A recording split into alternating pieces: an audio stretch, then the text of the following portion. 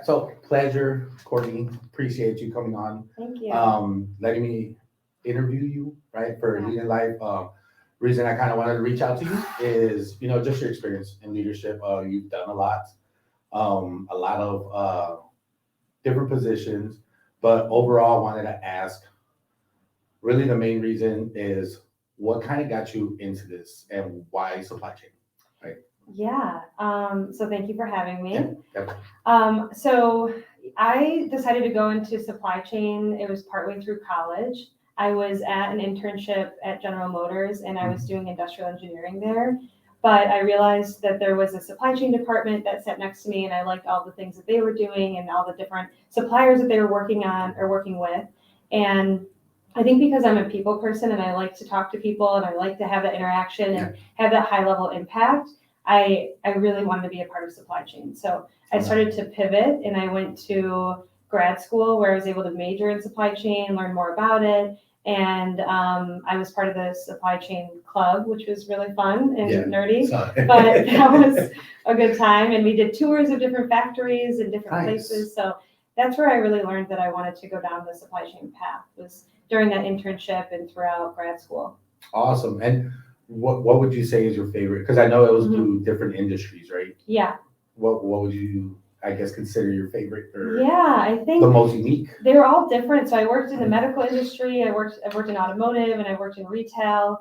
And I would say retail is a lot of fun. Specifically, I worked for New Era Cap, so it was really a lot of energy around the different sports teams and the different games that were happening on different days, and we had to pick which hats we're going to be shipping out that day based on who wins the Super Bowl. So that was a lot of energy. So I really like that, and I'm really into fashion. So I think the retail space was my favorite, but medical space was also interesting because it's highly regulated, which some people don't like. But knowing all of the different rules and becoming an internal auditor in that space is really interesting because people, I think, don't realize the caliber at which you have to be like on your game, and you have to completely understand what the specifications are of every step of the way when you're making a medical device. Okay. So that makes sense. So I've had a little, I guess you can say, that experience for me was coming out of the military, so doing transportation logistics management in the military.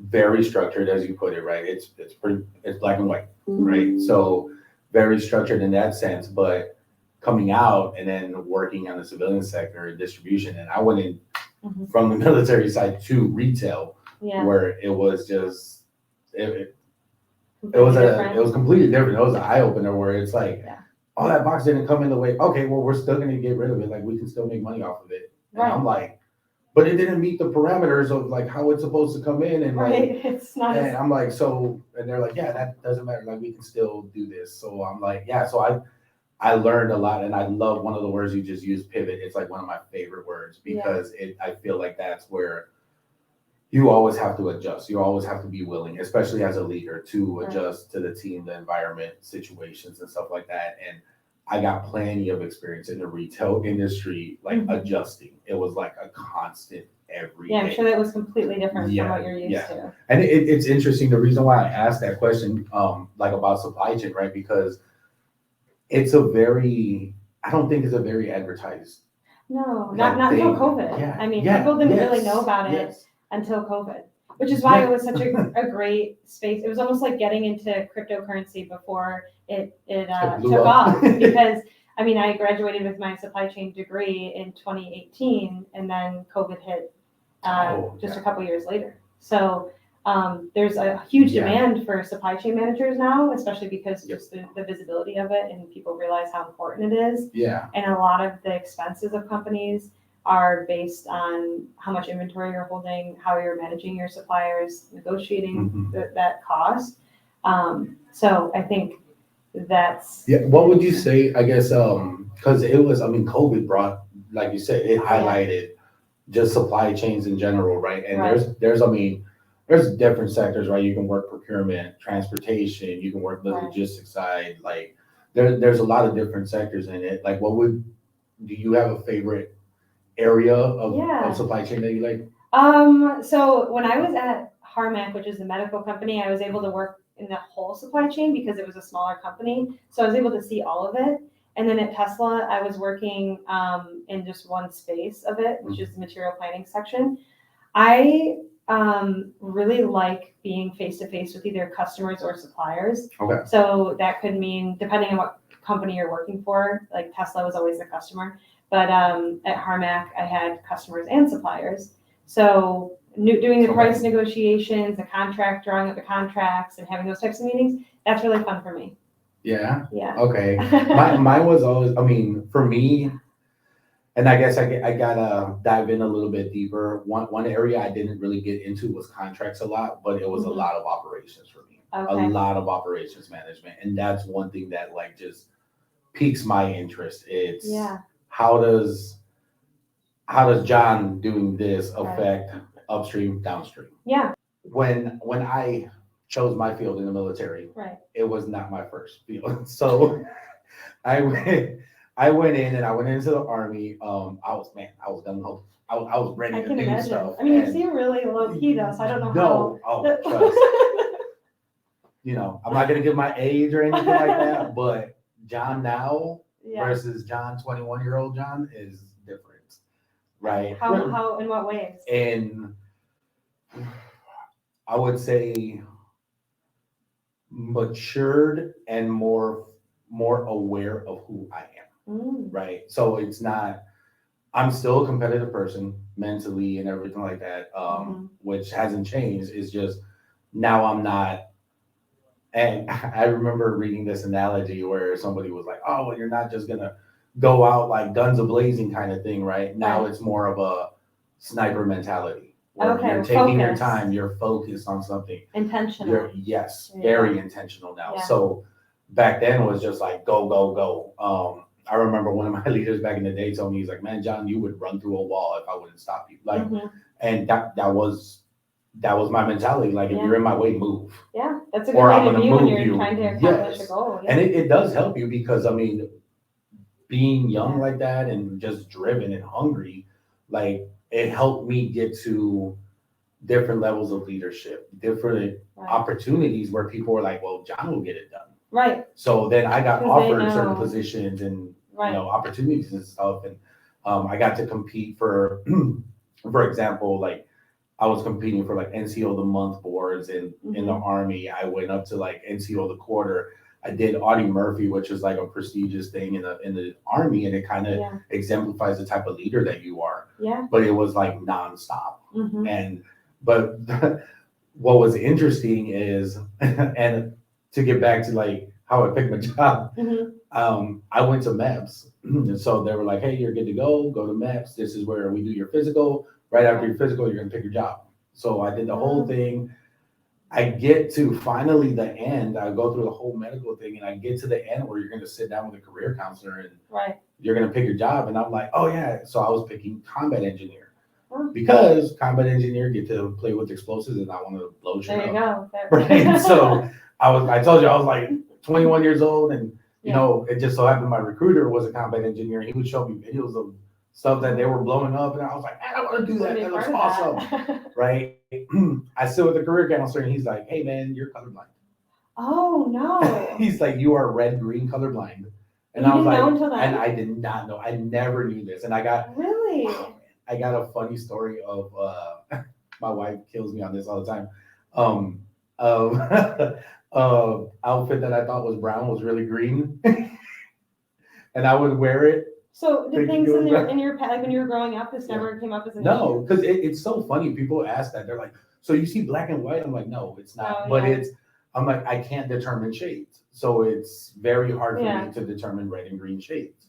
So with that outfit that I bought, like I really thought it was a light tan brown. So what color is you wearing? This is maroon because I read the tag. I read the tag. You're correct. So, but yeah, no. And so when he was like, hey, you're colorblind. Yeah. And I was like, what? And he's like, so you can't play with explosives, right? If you're colorblind. So yeah, so it just so happened that he's like, hey, well, these are the jobs you're eligible for, stuff like that. Look through them. I picked it, and I can't tell you enough like how much of a blessing I think I got on it. Yeah. Because Maybe it redirected you to where you were supposed to go. Yes, and it just, I mean, it opened my eyes. Like, who would have thought transportation? And I always tell people, like, Mhm.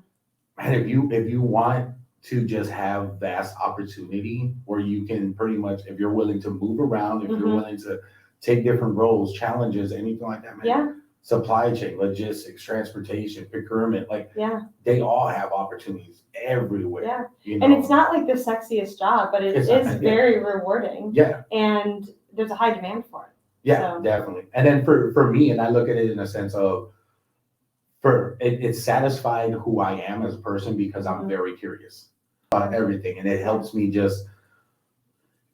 explore more without that fear, right? So I was gonna ask you, and I think we kind of briefly went over this before, but like, what would you consider that top strength of yours as a leader, and what would you consider your hero tag? Yeah, I like yours too. I Mhm. think yours is great because being able to level set the room or in any meeting or group setting to ask those types of questions that other people want to know the answers to as well, that are too afraid to ask, is a huge strength. So I think that's definitely needed. For my hero tag, I think I would say like being sincere and empathetic. Okay. So if I had to pick a name, it would be Karen Courtney. Karen Courtney. I think being sincere as a leader is a necessity, and I think there can be a lot of insincerity when you are in leadership. I think you really have to be careful about who you're looking up to and who you're taking advice from and who you're following. And so I like to be the person that is always going back to my morals and values, is always making sure that I have full respect for the people that I'm working with. And I just think that's so important. So yeah, I would say being sincere and being empathetic, having a good understanding of what other people are going through, and being an actual real listening ear, even when it can be tough to stop and listen because things are moving so quickly. I think that's my strength. Yeah, and I would say you hit on a good point there where it could be very hard. I've dealt with it personally. Being as competitive as I was, and I've learned this over the years, there's a difference between listening or hearing and listening, right? And you hit on that, like actually listening to somebody without that judgment, without the trying to fix the problem, right? Right. Like sometimes you just need to listen. Yeah, sometimes there's no action that's needed or even opinion, just like hearing that person out and being that person who, in a fast-paced environment or when they're struggling, like you're the one who's letting them just be themselves and be authentic and tell you how it is. Yeah, definitely. And that's a great reminder to, especially for me, I can get caught up in instances where I'm just like, okay, we need to fix this, right? And then you talked about like being in fast-paced environments, right? For example, distribution has that effect, right? Where you're in a fast-paced environment, it can take a lot of focus to actually, okay, I need to slow myself down. I need to listen to the complaints of the employee or the team that has something to say. I need to slow myself down. So that's a very great point, especially from a leadership standpoint of really truly listening and taking heed to what was being communicated to you and stuff. So I've had that. I've had those instances where I'm like, man, you need to stop. Because also you can make the mistake of moving too quickly and jumping the gun and if you're not listening to what they're saying, then you might make assumptions based on your own bias. And I think when I first became a manager a couple of years ago, that was the first thing I learned is you really think you know what someone's going to say or what they're experiencing, but you really just don't until you listen to what they're saying. So that was something that I had to learn when I first became a manager. Yeah, and it's something I kind of try holding in my head all the time of perspective, right? Of you don't understand. Now, I feel it goes into a point, and this may be a different topic, but I feel a great thing that leaders should be doing continuously is inner reflection. Oh, yeah.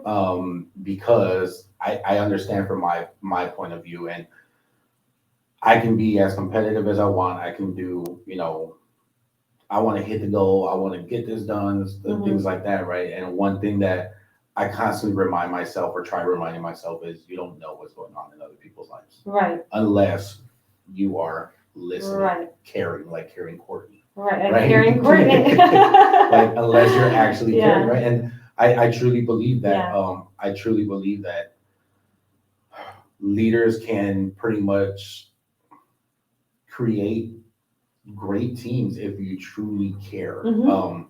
I've talked about it before where it's I I don't like where people use filler words in the sense of you can memorize the company policy, you can Right. memorize the company values and mission statement and everything like that, Mhm. but do you actually give a shit? Right. Right. And that's the difference. Yeah, and I think that's exactly right. I think that it can be hard to sniff out who really cares and who's maybe focused on other things. Yep. And so it's really important to know how to sniff that out so you can make sure that you're looking up to role models and leaders who are doing the things that you want to be doing. Yeah. Because the people that you look up to are the people that you're going to become. And that's why I think it's so important to make sure that you're like you're the average of the 5 people that you surround yourself with, right? Yeah. So Yes. as if you have a leader in your life, then they're going to have even much like more of an impact on you than almost anybody else. Yeah, definitely. And it kind of leads me to my next question I wanted to ask you was, do you feel at this moment in your career life, is it more driven by passion or by purpose of what you're doing? Yeah, I mean, I'm naturally a very passionate person. Okay. But I've started to realize just based on, and we've talked about this before, like different projects that I've been working on the side, with like my poetry and things like that. I really think that my purpose is to empower people. Okay. And to help people feel inspired and to help people feel less shame.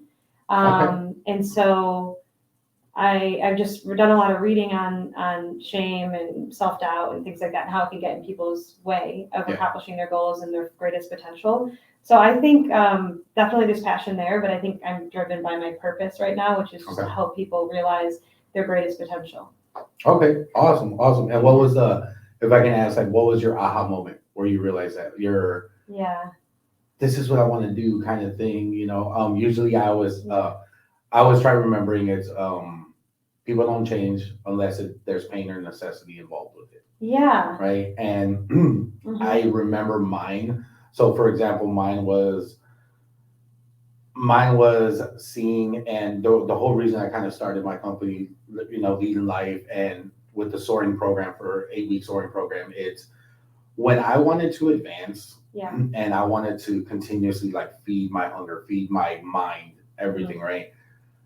And I was a young 24-year-old, right? Military, things like that, right? So there was leadership development programs and stuff like that. But what I've come to kind of find out was those programs, especially even in organizations, are built to raise managers, not leaders per se.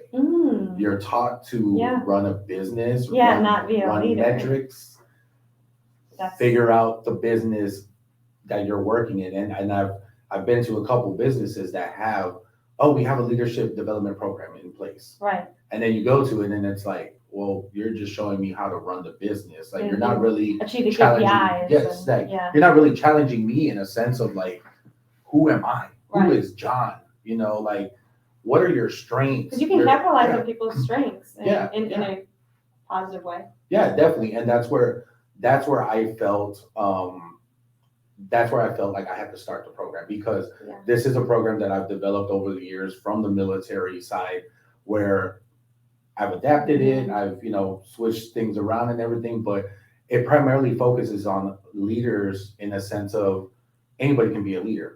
A single mother at home is a leader. A big brother is a leader.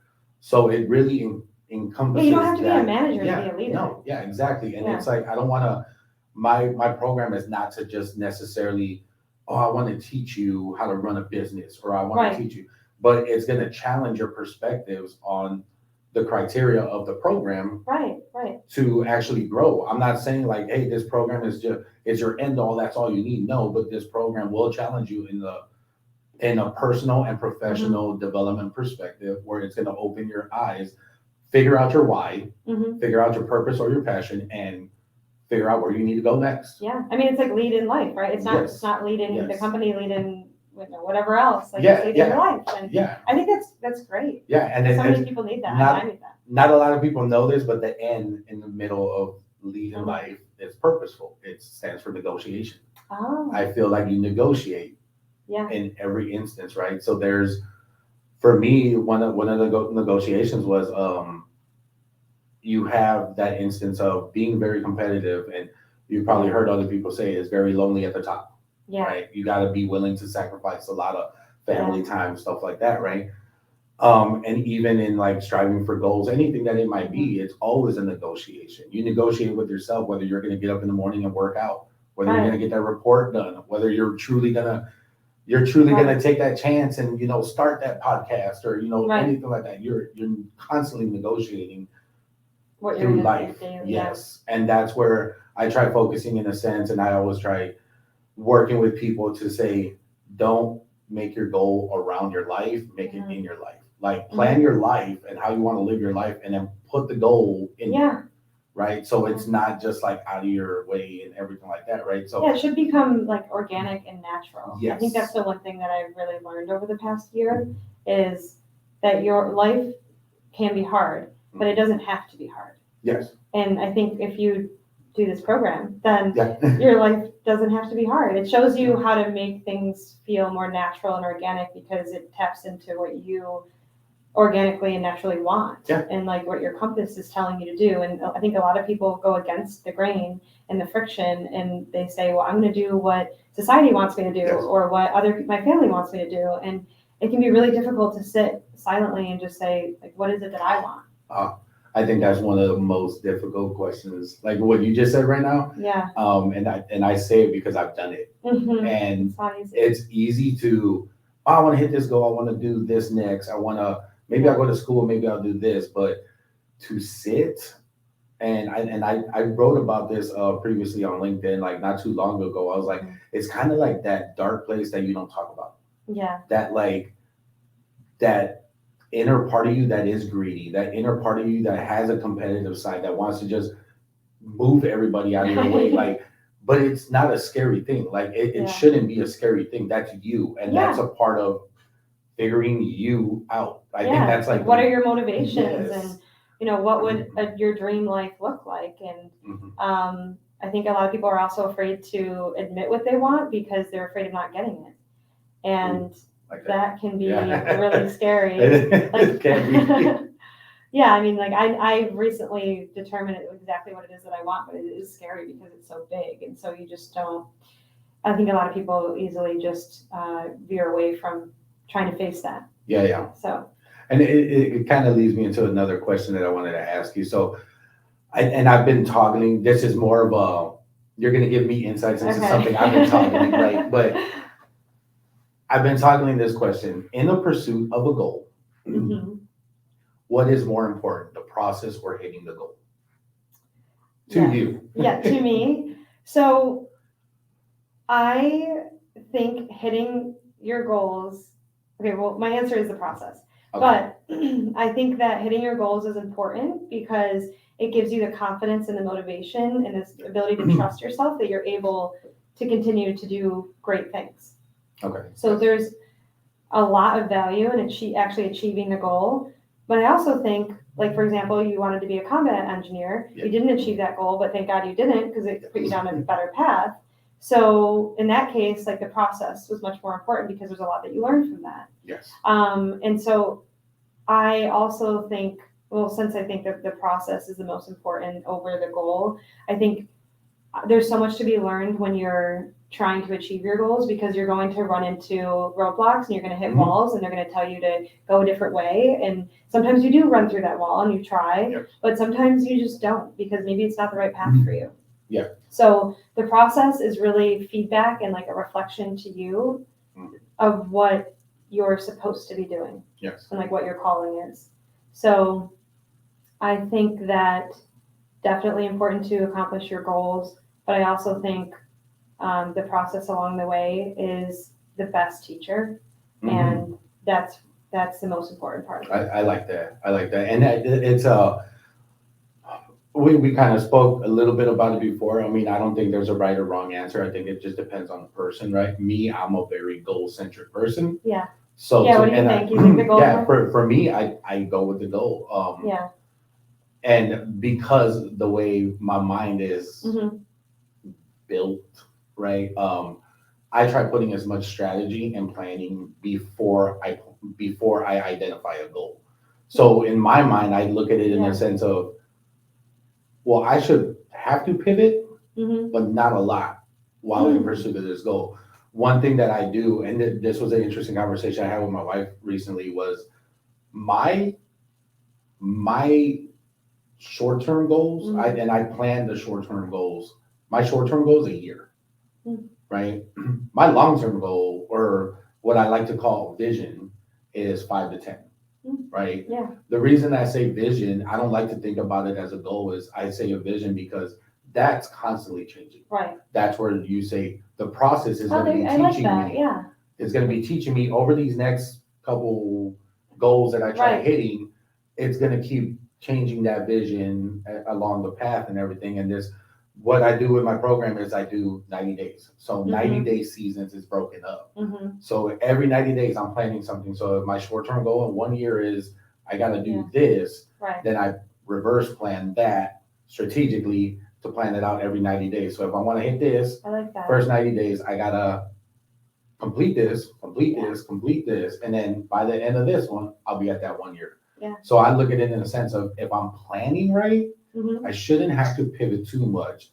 And I love one thing that you said, it builds the confidence. I feel like if I'm planning all these goals and I'm never hitting them, then eventually I'm gonna get to the point where, like, well, why the hell should I plan a goal? I'm never hitting them. Like, and I love that you said it builds that confidence. It builds that, like, John wants to think of, like, I'm gonna plan his goal and I'm gonna get it. I'm gonna get this and no one done. can take that from you. Yeah. And like that's why I think I mean I used to go after reassurance, and I wanted other people to validate me, and I wanted somebody to say, hey, good job. But at the end of the day, someone could say good job, and it doesn't mean it necessarily was. It just means that day maybe they were having a good day and they decided to tell me good job. Yeah.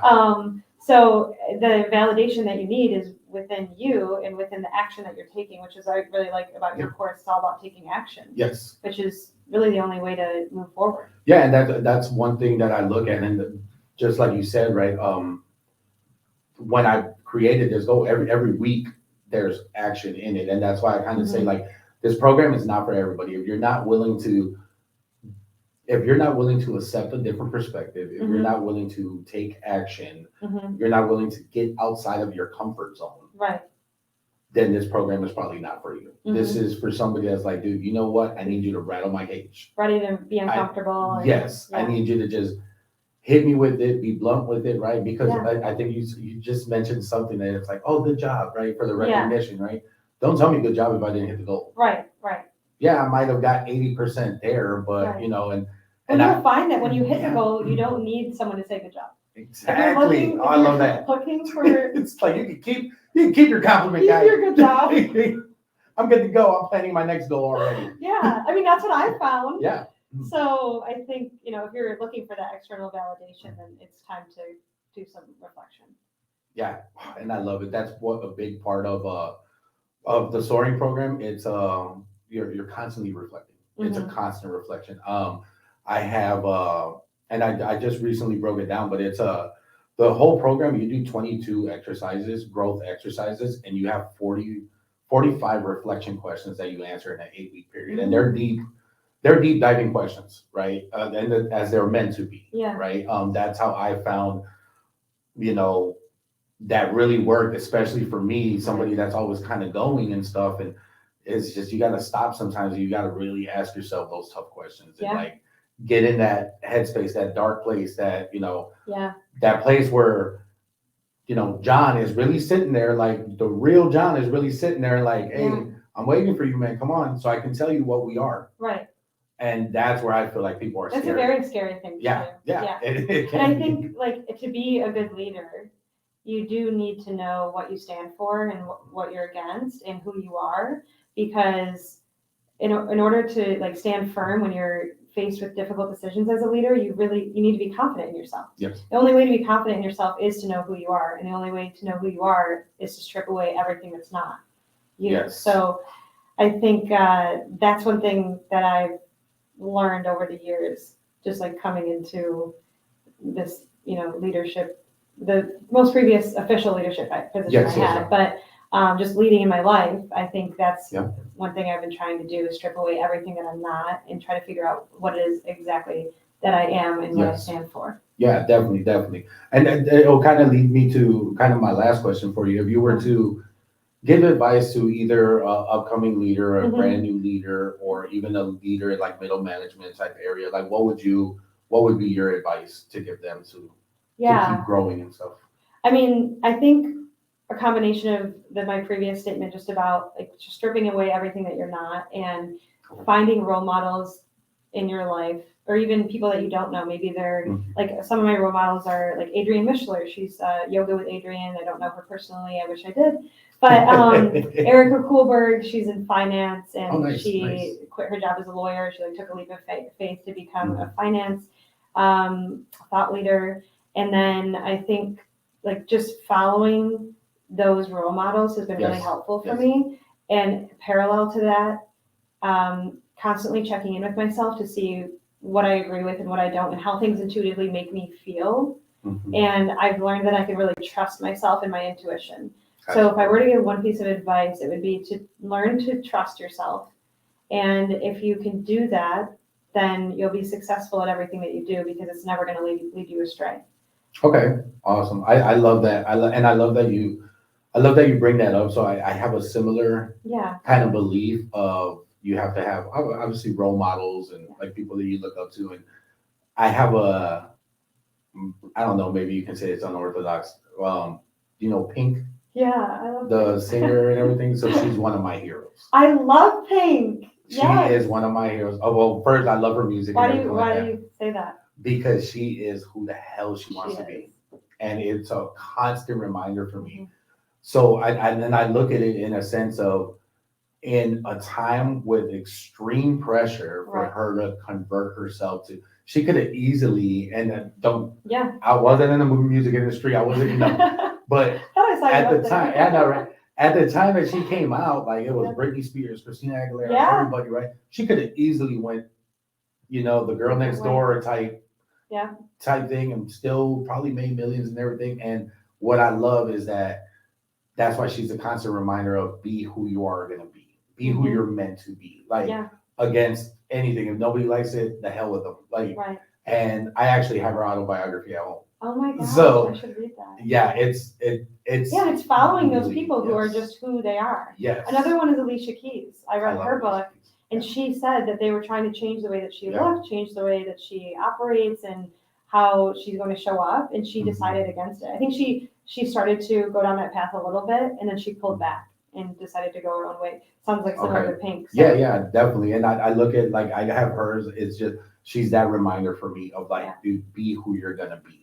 Right, and who you're meant to be, like against who cares if nobody likes it or whatever. And her book will shed a lot of light on just like the things that she had to go through, like the pain, the frustration, and she mentions that too, where they were just trying to change her. They were like, hey, kind of, we need a little CD or a little music more poppy and like stuff. And she's like, no, like this is what you get. And like so and either way, I love her music and everything. I love oh man, she just came to San Antonio. I couldn't make it. She was in San Antonio, like I think 2 or 3 months ago. Oh my gosh, I would love to see her. And so that's one of my life goals. So like one of my life goals is to go see Pink. But it's like it's crazy for me because people are like, why didn't you go? And I'm like, dude, the tickets were like $45. But I didn't want to go sit on the time. Like I want to be right in front of her. Yeah, you want to be. I want to like. I agree. I don't want to. I go to concerts and I'm in the back. I don't think it's worth it. Yeah, and I'm like, dude, I want not even that. I'm like, dude, she's my hero. Yeah. She's like one of my heroes. So I'm like, I want like to hold the sign like you're my hero, like, and just be right in the front, and that she's like looking like, look at this Mexican dude with his cowboy hat, and like. But she changed her life. I'm sure she'd want to know. Yeah, and I'm like, dude, I would tell her like. Maybe we can tag Pink in this video. Yeah. I was like, Pink. I would love like, oh my god, I would love it. But yeah, That's how I feel She about was an yoga with example. Adrienne. Yeah. I would like, and she lives in Austin. Oh wow. She has a yoga studio here. And she you doesn't. You live in I do, Austin. but she doesn't do yoga in person. Oh, She only okay, does it okay. online. She does it YouTube. So she's the #1 most searched fitness instructor in the Wow. world. In the Wow. world, 9 million views on almost every video. Mhm. And she's stuck to who she is. She's always That's made awesome. her yoga free for people. So she could have taken money from advertisers Yeah. on YouTube, and she decided not to because she wanted it to be free. Like, people were encouraging her to make her courses paid, but she wanted it to be wow. accessible to everybody in the world. So she has people from all over the world tuning in every That's day awesome. to see her yoga. And that's another thing, like, she's really knows what her path is, and she knows Mhm. what she stands for, and she's not willing to compromise. And so those are the people that you need to follow. And also Yeah. just being, like you said earlier, shameless, Yes. right? Like, Yeah. and that's a really hard thing to do because it's so easy to shame ourselves today when, like, It is. social media and comparing yourself to other people. But really what the world needs more of is this authenticity. Yes, I completely agree, and that's where I continuously challenge myself, and that's where I say, like, one of my heroes is Pink. Like, it's a reminder of just do you, just do you, right? And enjoy it. I remember, like, I remember, like, my grandfather saying something along the lines of, like, dude, when you go on the floor, like, you're going alone, dude. Like, nobody's gonna be buried next to you. You're not taking money. Right. You're not taking anything. Like, you're going alone. So they're like, and more than likely, like, once you get buried, like, maybe a couple years after that, like, nobody's gonna remember. Nobody's gonna, like, yeah. It's So I'm true. just like, dude, like, it's hard to remember that when we get so caught up in what other people think. Yeah. Because Definitely. we're constantly reminded of what other people think. Definitely. Because they're always telling us. And that's where I'd say, like, surround yourself as well. I mean, have your heroes, but surround yourself around people that understand that are willing to, like, go in the come ring. on a podcast with you and be like, hey, let's talk about growth strategies. Let's talk about leadership, right? How you said earlier, it's like, for what did they say? Like, your net, the worth is your network, right? They say you're a direct reflection of the 5 people that you associate with on a daily basis. Yeah. Right. And I constantly look at that. I'm like, who am I surrounding myself with? What ideas am I surrounding myself with, and stuff like that. So I appreciate that. It's great, and I'll definitely have to send you the link to her book. Yes, I'll send you Yoga with Adrienne. Yeah. We'll switch. I've done yoga. You challenging me. I've done yoga before, and I'm like sitting there shaking, trying to hold poses. That's the best. But it's great. It's great for.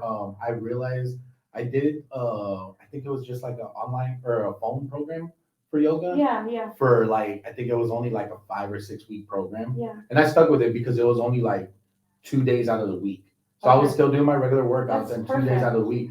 And one thing that I noticed, like, my flexibility was getting better and better and better. And then, it relaxes your nervous system too, which I think all of us are so high strung these days. One thing I wanted to try getting into a little bit more, and I got to learn more about it, is meditation. Like, I wanted to do I don't know what it's called, so don't trash me on it or anything, but that little bowl thing that sound healing. Yeah. They have tons of that. I wanted to do that, but I need to, like, I look at it like I want to find the atmosphere. I love like scented candles or like incense burning and stuff like that, and then do that and then, like, actually get in the whole mode and stuff. So I just like I said, hey, I'm Curious George. I like to just curious about the sound healing. I'm telling you, I'm gonna figure it out. I might be in my garage, but I'm gonna figure it out. My bowl, I would have done it for you. Yeah. I'm saying just fall asleep. Yeah, that would be a great way to do it. Awesome, Courtney. Well, no, hey, I appreciate your time. So, if you can, just how can you help people and how can they reach you? Yeah. So they can reach me on LinkedIn and under Courtney Weir, and then my Substack blog is Courtney Can Help. And I can help people just by providing, I do a lot of writing on my Substack article just about how to navigate the corporate world and how to navigate some difficulties in becoming a leader. And I also have Courtney Marie Poetry is my Instagram handle. So I do a lot of work on how writing can heal you and how journaling can really help you move through some difficult times. So LinkedIn, Substack, article, and Instagram. Awesome. Well, I appreciate your time, Courtney, Thank and I look you. forward. Hopefully, we can do this again later on. Definitely. All Thank right. you so much. Awesome. Appreciate it. Okay.